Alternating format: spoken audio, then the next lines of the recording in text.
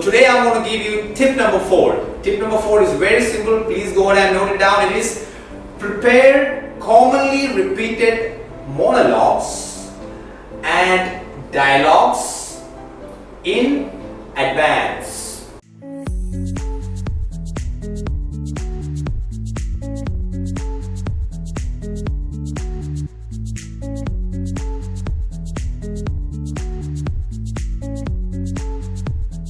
Hi everybody, good afternoon. So my name is Jitin and thank you so much for spending your time with Jay-Z. So today I'm going to give you tip number 4. Tip number 4 is very simple. Please go ahead and note it down. It is prepare commonly repeated monologues and dialogues in advance.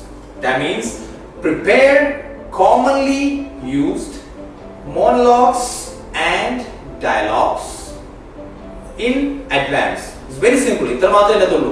നമ്മുടെ അടുത്ത് ഒരാൾ ചോദിക്കാൻ പോകുന്നു, നമുക്കറിയാം ഒരിടത്ത് ചെല്ലുമ്പോൾ ഇവർ ഇങ്ങനത്തെ ക്വസ്റ്റ്യൻ ഒക്കെ നമ്മൾ ചോദിക്കും.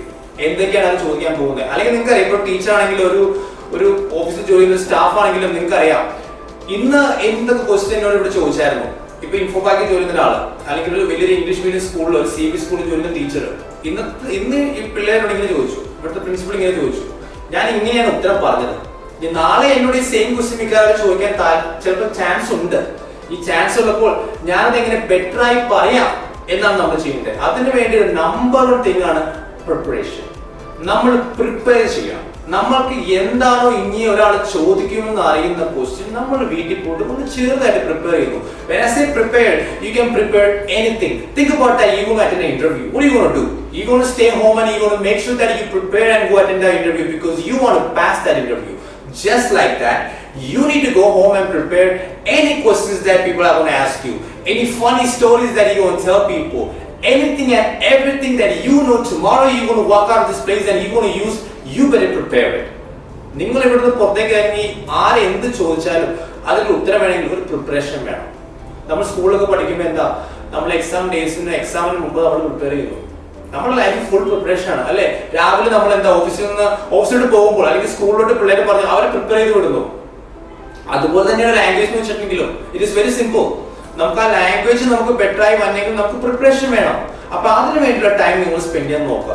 എല്ലാ ദിവസവും ഒരു 10-20 മിനിറ്റ് നിങ്ങൾ സാധാരണമായിട്ട് നിങ്ങളുടെ ചോദിക്കുന്നു എന്ന് തോന്നുന്ന ക്വസ്റ്റ്യൻസ്, സാധാരണ നിങ്ങളുടെ ഇന്ന് ഞാൻ ഇങ്ങോട്ട് പോകുമ്പോൾ ഇവരൊക്കെ ഇങ്ങോട്ട് നിങ്ങൾ ചോദിക്കാൻ കാര്യമുണ്ട്, ഇങ്ങനത്തെ ക്വസ്റ്റ്യൻസ് ചോദിക്കാനായിട്ട് നല്ല ചാൻസ് ഉണ്ട്. പ്രിപ്പയർ ചെയ്ത് വെക്കുക. നാളെ നിങ്ങൾ അവിടെ കാണുമ്പോൾ അവരുടെ അടുത്ത് പറയേണ്ട ആൻസർ ഡിഫറെന്റ് ആയിരിക്കണം. അവരെന്നെ അന്തിച്ചു പോകണം.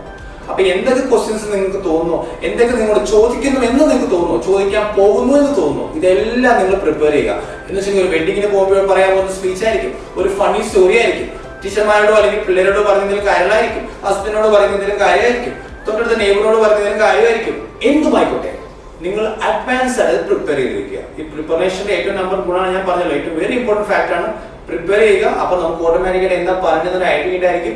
അപ്പൊ അവരുടെ മുമ്പിൽ ചെല്ലുമ്പോൾ ഒരു ചമ്മലോ അല്ലെങ്കിൽ ഒരു പേടിയോ അല്ലെങ്കിൽ ഒരു ഒന്നുമില്ലാണ്ട് നമുക്ക് അവരുടെ അടുത്ത് അത് പെർഫോം ചെയ്യുന്ന ഒരു പ്രശ്നം ഉണ്ടാകുന്നില്ല. Okay, so make sure tip number 4 is very important. Prepare commonly repeated monologues and dialogues in advance. Thank you so much for tuning in and I hope I will get you for the next tip.